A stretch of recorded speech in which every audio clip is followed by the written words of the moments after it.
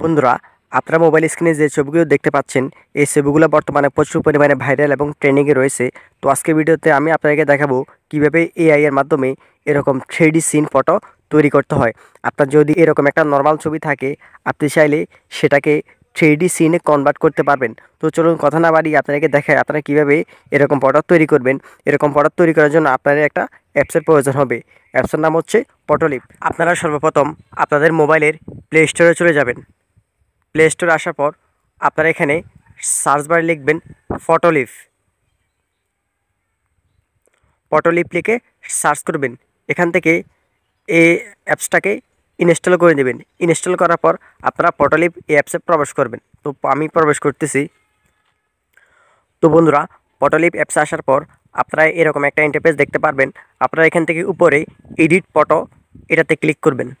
এখান থেকে আপনারা যে ফটোটাকে এআই এর মাধ্যমে চেঞ্জ করতে চাচ্ছেন, আপনারা সেই ফটোটাকে ইনপুট করবেন। তো আমি ইনপুট করতেছি। ইনপুট করার পর আপনারা এখানে নিচের দিকে এআই বিল্ডার্স নামে একটা অপশান দেখতে পাচ্ছেন, এটাতে ক্লিক করবেন। এখান থেকে আপনারা একটু স্ক্রল করবেন।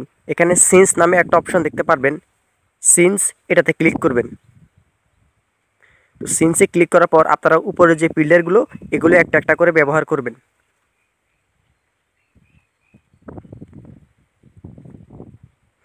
তো বন্ধু, দেখতে পাচ্ছেন কত সুন্দর ফটো তৈরি হয়ে গেছে। এটা হচ্ছে আমাদের আগের ছবি, এটা হচ্ছে পরের ছবি। তো আপনারা একটা একটা করে এই ফিল্টারগুলো অ্যাপ্লাই করে দেখবেন। তো দেখতে পাচ্ছেন কত সুন্দর একটা ফটো তৈরি করে দিয়েছে এআই এ। এটা হচ্ছে আগের ছবি, এটা হচ্ছে পরের ছবি। আপনারা একটা একটা করে ফিল্টারগুলো অ্যাপ্লাই করে দেখবেন। এখান থেকে আপনারা চাইলে এটা যে স্ট্রেঞ্জ, এটা কমাতে পারেন। এখানে 1 থেকে 5 পর্যন্ত রয়েছে, আপনারা চাইলে এটা কমাতে পারেন। তো আমি এটাকে 3 করে দিতেছি।